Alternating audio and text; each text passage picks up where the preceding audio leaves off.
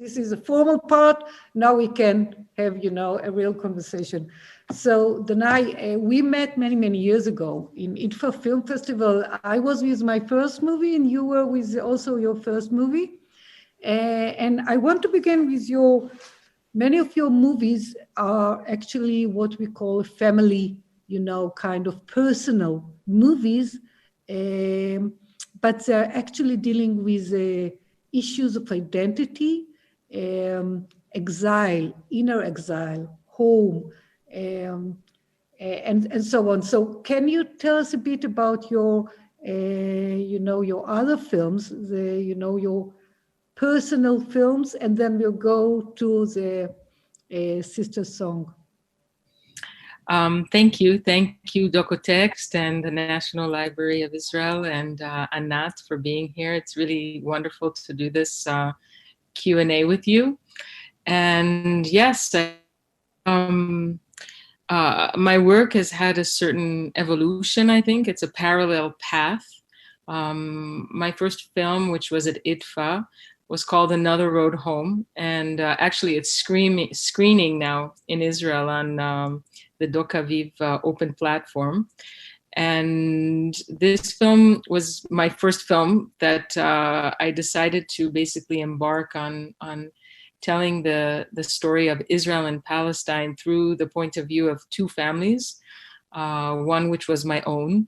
And I discovered the power of making the personal political and the political personal, and my ability to kind of navigate these questions through showing my family and showing the struggles that we were going through as a family in relationship to being Israeli, in relationship to living with this terrible conflict, this terrible oppression that we are inflicting as a society on another people. And one of the ways that I addressed that was by showing the effects that it had on our family, which probably it has an effect on every family. Just this was my technique. And I later continued to make these kinds of films. The latest one was P.S. Jerusalem, which in Hebrew, which in Hebrew was called Po Velo Sham. And I filmed my children over the course of 3 years, wherein we were living in Jerusalem, and what happened to us as a family. Again, coming back to Israel after many years' absence and living there with my kids. A Sister Song is, I think, not only very different, it's a film where my voice, my narration, my presence is not in the film.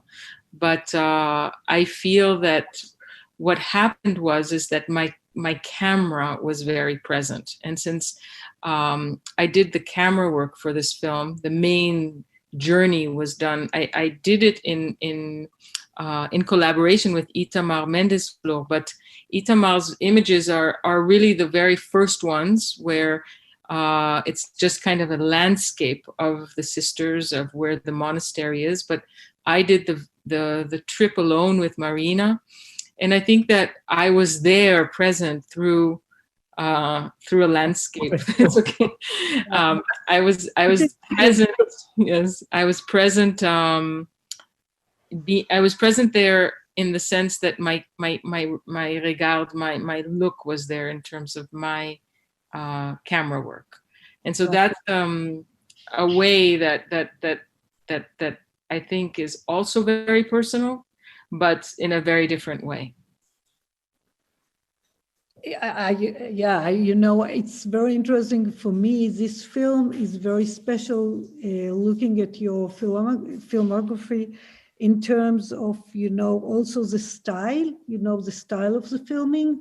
But I want to go to the beginning of this film and to understand what actually hooked you in this story, because, it's a story that establishing is the beginning, the exposition of the film is in Greece, right?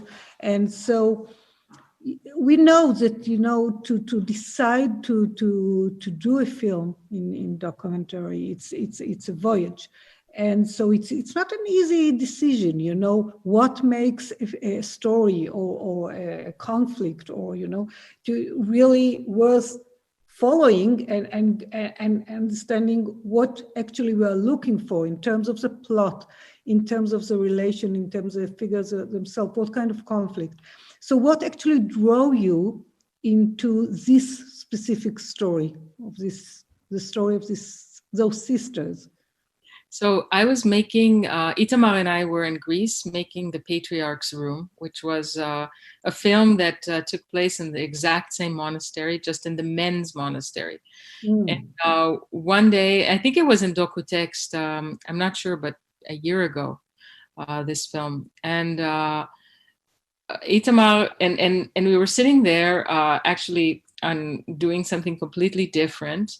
And all of a sudden, Sister Jerusalem came to us, and she was so excited to see us, to meet us, that we were from Jerusalem.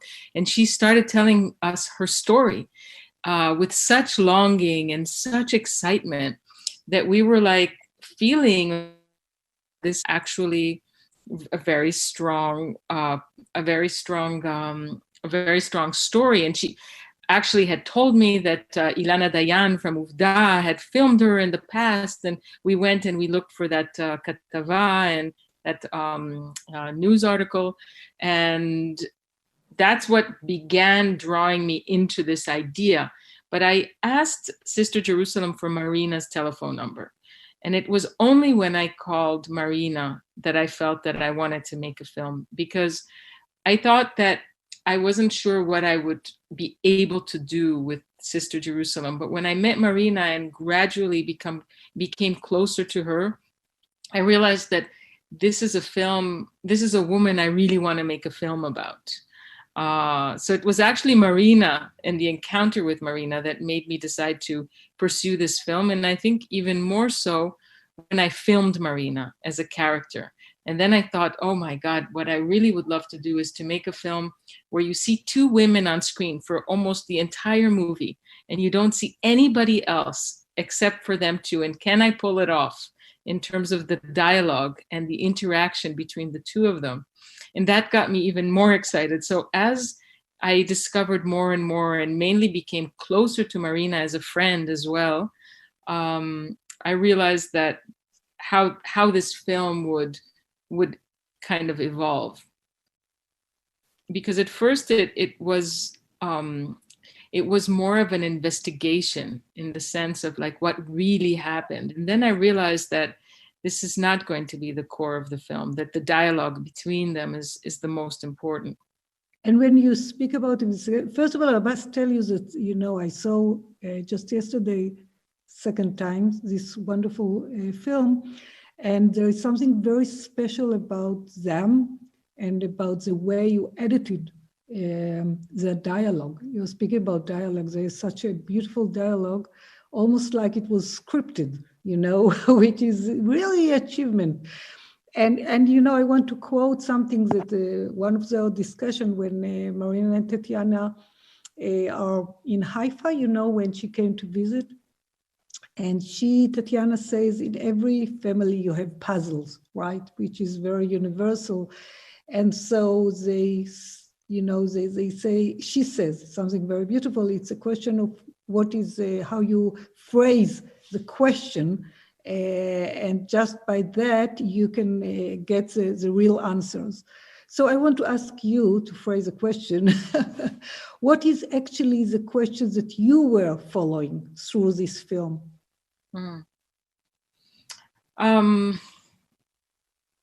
Well, my question was very much Marina's question, in the sense of like what is really happening to Sister Jerusalem. It was more of a quest to find out how can we discover whether or not she needs help, whether or not her sister can reconnect to her, whether or not they can have a bond together again as sisters. I wanted them equally to succeed. Like I really wanted Marina to succeed, and I wanted Sister Jerusalem to succeed as well in a kind of personal journey that would lead them somewhere. I feel that it was that Marina, of course, was able to give us a lot more in terms of her ability to be so so sincere and so open about what was happening to her. And I can guarantee you that Marina had no masks. Like Marina was what she was, and she actually really deeply loves her sister and wanted to connect to her sister. And I think it was that desire on my behalf to discover what their connection is and what their love can mean for both of them that evolved in this journey. Because I need to tell you that when we first set out to Greece, Marina and I, we had no idea what would happen.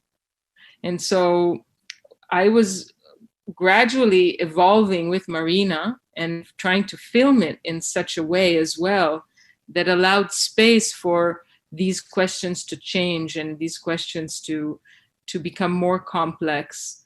And I think it was in constant evolution without coming to any conclusion in a way.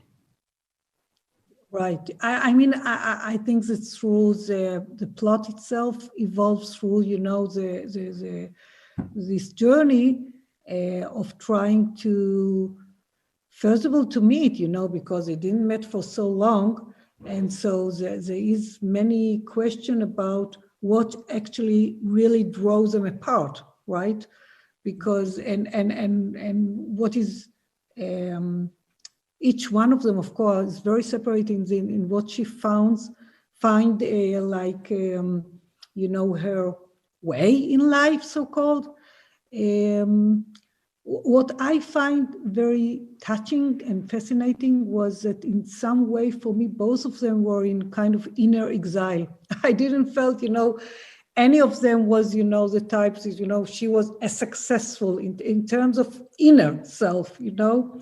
There was something in that that was really touching and enigmatic about. That's really beautiful how you poise it, because I never thought about it in that way. And I think that I think a lot about how we make films as women, right? And are we making films as women? Like the very fact that we can have this conversation about two characters that are in personal exile and that is sustainable on screen, for me, that's really exciting, because I feel that it's exactly that point of storytelling as a woman in terms of what are the narratives that, and how we can follow narratives, and what are the questions that we can even touch upon that I think identify a very feminine voice, where we're not trying to reach anywhere, we're not trying to get anywhere, we're trying to explore exactly that. And I think you're right in terms of them both being, and maybe myself as well as the camera. Right, that's what I wanted to say, that there is something here, you know, that I felt a lot through our friendship, you know, that there is something about you that also reflect. Sure. Well, you know, when you were talking about the editing of the film, which was really an ordeal in and of itself, and we really struggled with how to make it in such a way. And it took many months to actually craft it in a way where it would seem seamless, that this was almost like a scene that was scripted. But yet there was nothing artificial about it. We never manipulated this in any way. It was just finding the subtlety of how you cut it together in order to bring that essence of the scene. And so what I discovered was that at first, one of the very first cut that I had of the film, my voice was really present. And even my camera movements were present. And I just needed to take myself out completely as a presence in the film, whether it was my voice, whether it was how they, if they addressed me or they addressed each other, in order for them to really have the space to be alone, and for me not to have a presence in the film. Well, you are there in terms of, you can't achieve this kind of intimacy. Right. Without, we know it's a lot actually of, it's a craft by itself. I wanted to ask you about something that, it's very interesting with documentary films that we have, I feel two approach. One is more the fly on the wall kind of approach, where you're not existing almost. And one is more, active, when you're actually all the time, you said it yourself, evolving and actually in terms developing the plot through the voyage. So I wanted to ask you, I felt that you are more tending to the other side, but maybe I got it wrong. What side? For the fly on the wall? No. I felt here really a director. No, I was very present. I was very present. Yeah.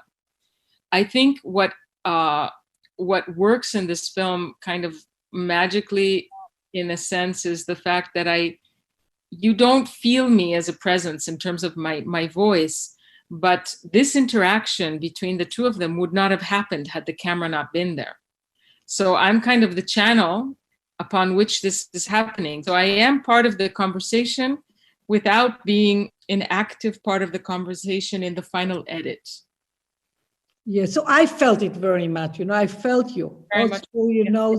the actually the script somehow, and I loved it. Yeah, it was. I think there's something about the intimacy and about the way this story evolved that is not judging, that it's observing, and you can see, which is, I think, a great achievement, and it makes this film very, very unique film for me anyway. The fact that you see such a whole characters, portrayed, you see them as a whole. They're not flat in any way. There is not kind of what we many times see in documentary. The figures are more functioning. And here they were being, and they were being in such a beautiful way in the term of the cinematography. So for me, it was really, I loved also the rhythm of the movie, It has its own very, very accurate kind of rhythm, which I felt is so beautiful. So I just want to ask you, how was, in each voyage, in this kind of voyage, we have this kind of surprises, because actually, we improvise, right? We are beginning with some understanding of the story, and then it evolved in ways that many times we don't expect, So I wonder what was surprising for you. What was the gift that, it's time and, luck and your work was coming to? Yeah. I think the gift was that Yeronda sent Sister Jerusalem back to Israel. This was the unexpected gift. Now that since I know Yerondas, I know that this is something I could expect from him to actually think is a good idea. But that kind of threw things into a complete new territory that Marina and I were not expecting. Like, I think Marina was so determined and so secure in her point of view that this was something that she needed to fight, that she needed to get her sister out. She had all these ideas. When he turns around and sends her back to Israel with us, it was mind-blowing. It was almost too much to bear. We did not know what to do with it. And at the same time, it's an opportunity that was that really shook the cards in ways that we didn't expect. So this, I think, was also a shock for Sister Jerusalem. It was a shock for all of us. And I think in the end, also a really good thing for all. I mean, it was good for Sister Jerusalem. It was good for Marina. It was good for, of course, it was incredible plot. Yeah. moment. But I hadn't expected it. Actually, what we thought would happen was that that Marina would be able to confront him and to confront the situation, but he didn't show up, and he didn't come to the monastery, even though we wanted him to. And it was all done again through text messages, and that's the way we communicated the whole time. So it was really unexpected. And that actually brings me to the question of the ending, because many times we know how we step into a film, and we have many surprises in terms of the plot. But it's a big question, how to end this kind of a movie. Yeah. We have a longing for a closure, and actually there is a question, what is a closure? And I want to ask you about that, because it's not an easy question, how to end this kind of a film. And I want to know if you have another ending, or for you that was the right ending, and what does it for you it means, this ending? Well, of course, again, of course, there was this anticipation that Sister Jerusalem would come to some sort of revelation, or that the whole thing would have some sort of catharsis. But then again, that to me, again, is also a very male way of looking at resolutions and endings and all that. So I actually toyed with that idea, and I said, of course, if I had a resolution, I would not hide it from the audience. But I think that for me, the last shot when Sister Jerusalem is leaving, and she's completely naked in the sense of not physically, but just she has nothing. All she has is going back. And for me, that was such a powerful ending, an image of like, despite everything, despite the fact that she feels this way, despite the fact that everything is in ruin, she goes back because that is her faith. And I felt that with as complicated as that was, it was also a very big statement for her.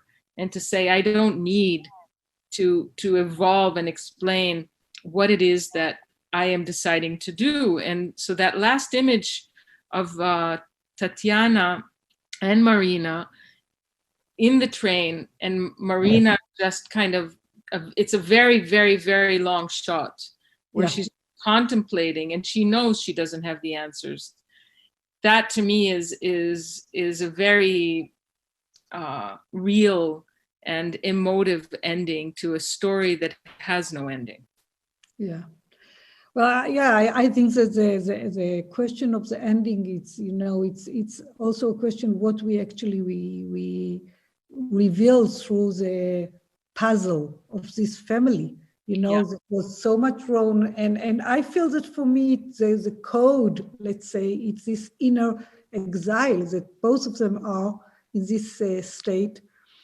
And I think beautifully you were portraying some human existence of this kind. I wanted to ask you about the question, which is a very, it's always also surprising in a way, how this movie, very unique movie, was received in Israel and in the world, and also by them, by Marina and Tatiana. It's always in our field, it's a huge question, how the protagonists, which are subject, suddenly they are, element in the, in the movie, characters, and then you see all kinds of emotion. It's a huge drama. So first of all, I would like to if you can tell us a bit about that part, and then how it was received in the world and in Israel. Well, it was received really well. It was screened, of course, it did the whole festival round, but in Israel, I felt that this film had a real audience.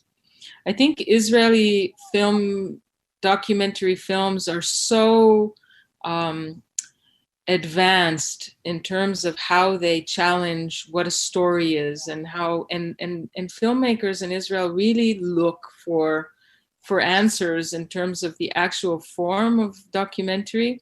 And so I felt that the audience was very very ready for a film like this.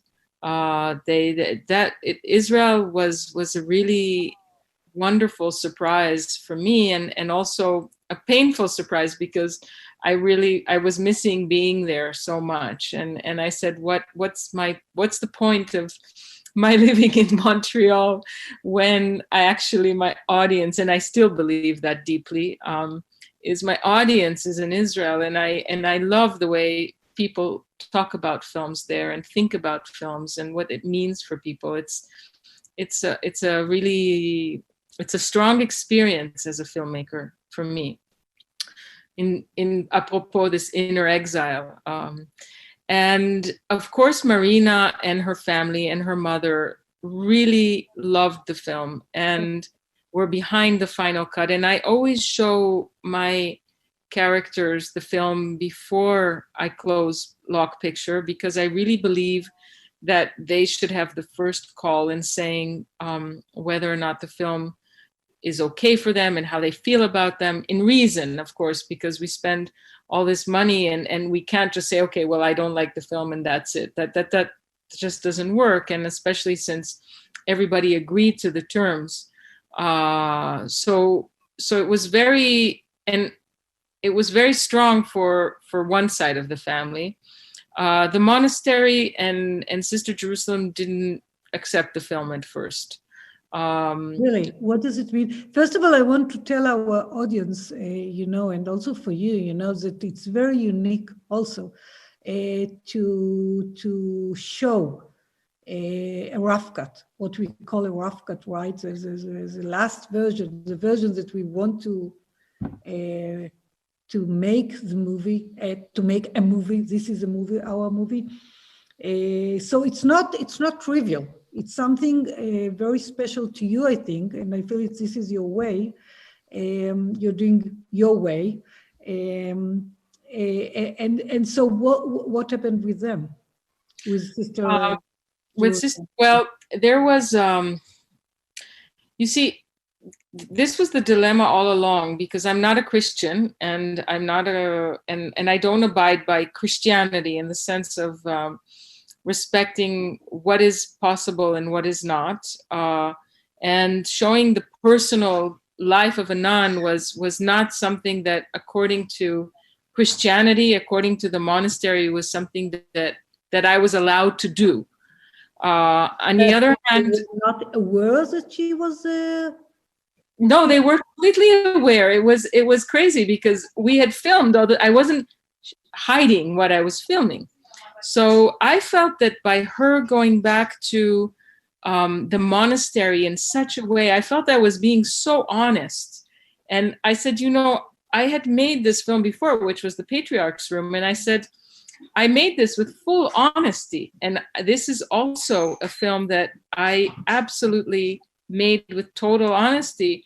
I abide by what I saw. So basically what happened is that they felt that this might be interpreted. They just didn't like the film at first. I can tell you that after 2 years, nobody was harmed by the film and they felt okay. And that the best part was that Sister Jerusalem came back to visit her family a year and a half later, and they had this big reunion, and it was a wonderful moment. So it was very difficult for me that they didn't accept the film at first because they were afraid of it, but nothing happened as a consequence, and they didn't lose any worshipers or any other people that may have returned to Christianity or not. I mean, but we just we live in two different worlds, and what they wanted to get out of the film was not what I was doing. One second, I'm going to ask people here to be quiet.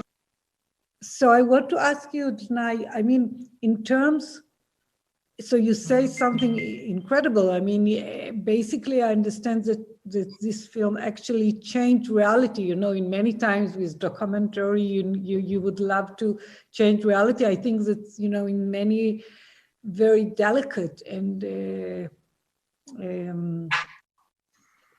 I think, in a way that you wouldn't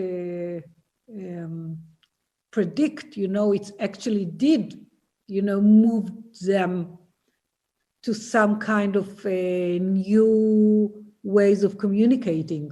So in that terms, it's amazing. So what Mariana tells no, us, I never want to take like credit for what I do in that sense. But when one day out of the blue, after a year and a half that I hadn't seen Sister Jerusalem and had finished the movie, she called me and said, I'm on my way to Israel to see my family. wow, it gives me wow, Yeah. wow. Yeah. So wow, this is amazing, really, really. You wouldn't, I would say when you began this journey, you wouldn't believe it, right? Hold on one second, guys. Mafalda, it's live. Sorry.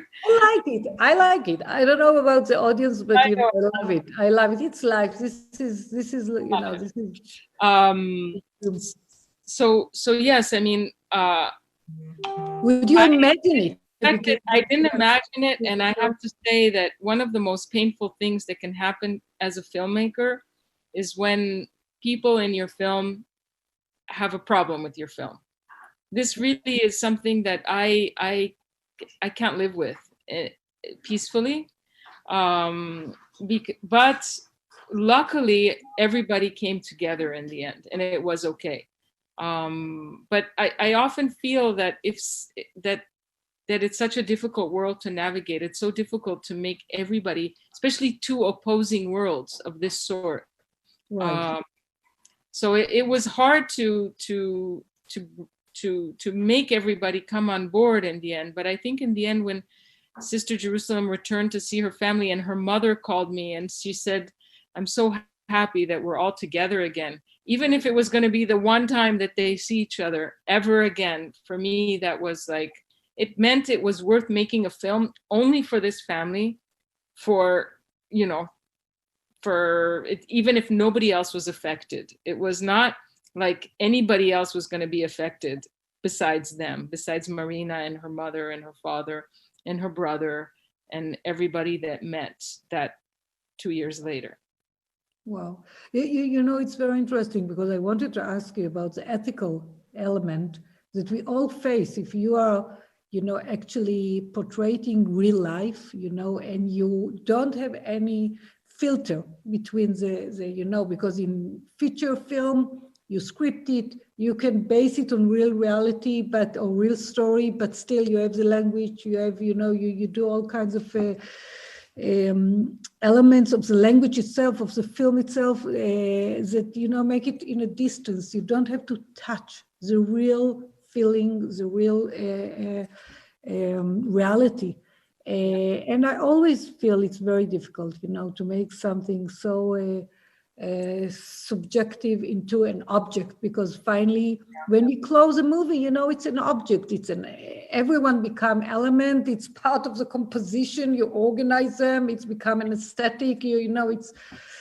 Yeah, I'm struggling with it. Here it's even more because Sister Jerusalem is not on her own. Sister Jerusalem lives in a monastery, and it's Yerondas and the brotherhood and the sisterhood that are one.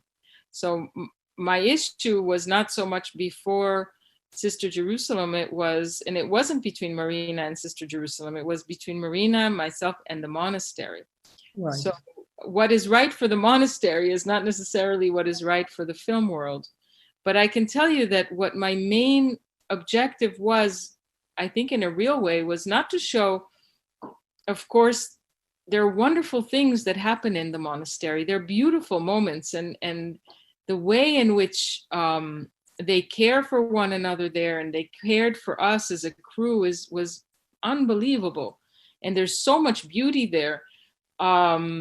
Somehow in the making of the film, I feel that we focused more on the personal story of the two. And this was not so much the issue of the general monastery and what is happening there. But in a way, the true indication of Sister Jerusalem's faith was the fact that despite all that, she went back. And she went back even in pain, even not knowing, even with everything. That was so strong for me. That was, and this is where I didn't understand why the monastery felt that it was not showing something, was showing a problematic side, rather than saying, this is an incredible will of a woman who really wants this path. So that's where ethically I felt I had made the right decision, in terms of my perspective on what it means to have real faith.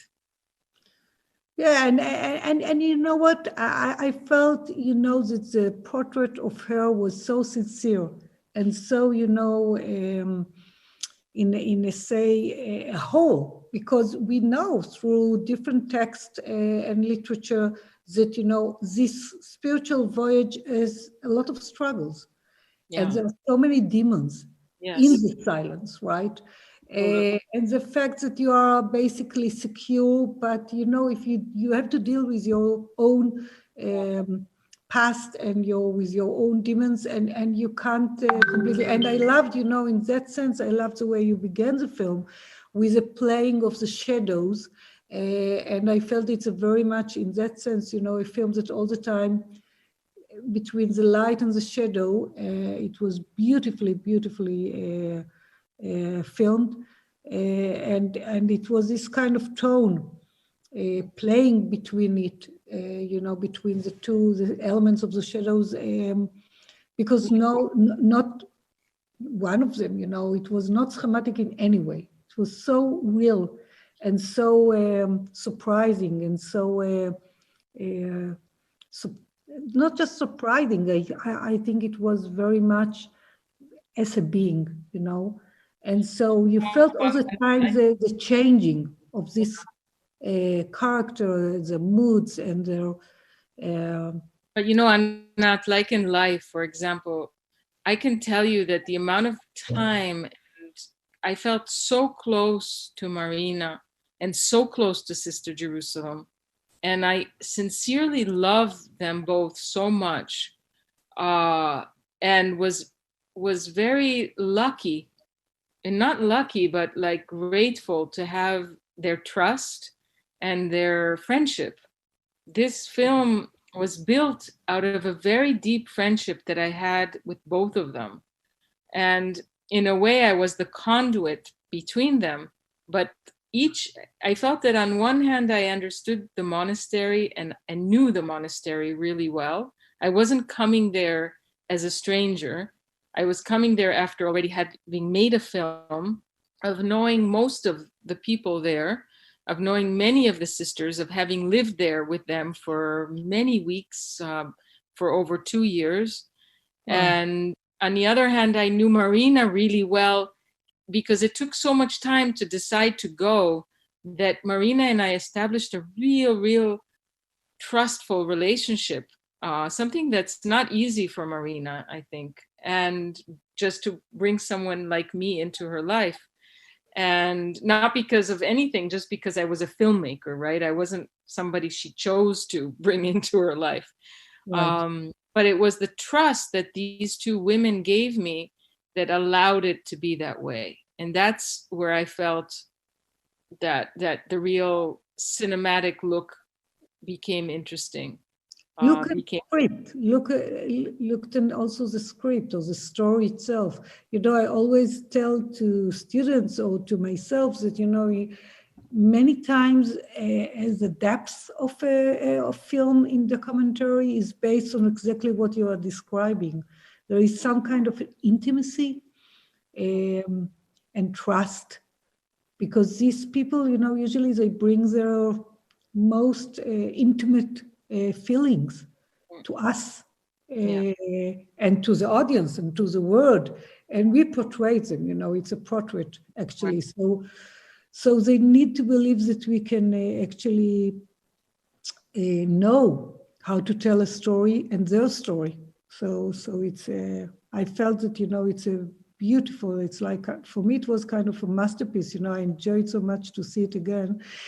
And so I feel that, now maybe it's a time to look for if there is any question that, here, let's see what is written. So someone is thanking you. But no question, just enjoying it. Great. So I want to ask you before we are going away. I want to ask you, with this movie, you establish a very independence, beautiful kind of really masterpiece. And what is your next step actually? Let's talk about the future. Oh, well, I just finished a short film called Life of a Dog. And it's actually it was a very beautiful collaboration that I made with another filmmaker named Rosanna Mateki from Venezuela. And it's actually a personal film about the time of COVID, which will be screened on the CBC network. It's a short. It was actually really wonderful for me to work on a short, because I always embark on these like years of process to make a film. But I'm also working on a film about the architecture of power in Jerusalem. And it's a story about Jerusalem stone and about Jerusalem, the way it was built after 1967 by keeping certain ideas of how to unify the city and make it one. So it's actually a film about architecture and about and politics, actually. Yeah. Yes, wow. Architecture and politics. So well, I'm not sure. I'm becoming very intimate with stones lately, but actually, you're very. I mean, I didn't expect that, even though it makes sense. Because this film, in a way, it's very much like a feature film. I think you established. In terms of the dialogue and the cinematography, the script, in many, many ways, the scenes themselves, the mise-en-scène. So yeah, I was expecting, you'd tell us, okay, I'm writing a feature. All right, so actually, it's wonderful to meet you again. We didn't see each other. It's interesting that you say so, but it's I actually wrote a whole thesis about this film, and I did a very, very, very big research and found a way, I hope, to have a very artistic look at this whole idea. And in a way, I mean, I'm making up a whole story in my mind, but I don't know if I think I scripted a film that is supposedly supposed to be a documentary, but is not. So I'm not sure it's a departure from Sister Song, but as you know, films take so long, and you have an idea and then you work on it. It takes you so many years to find the money to make it that I think it's just something new and something very, very, how do you say, with a very strong sense, with a very strong artistic direction and a very strong emphasis on form. Right. I mean, the concept of our surrounding and what is a location. We know that location is such a strong element in our actually reality, speaking about everything that around us, and it has a meaning. And of course, I believe like you that the politics and the personal, it's all a huge mixture. So actually, that's a new film. That's next time. So thank you very much. Thank you for and thank everybody for being with us. I'm sorry we couldn't hear your voices, but thank you all. Yeah, thank you all for being with us. Docu.Text Festival is taking place until November 25 and offers you a variety of excellent films and events.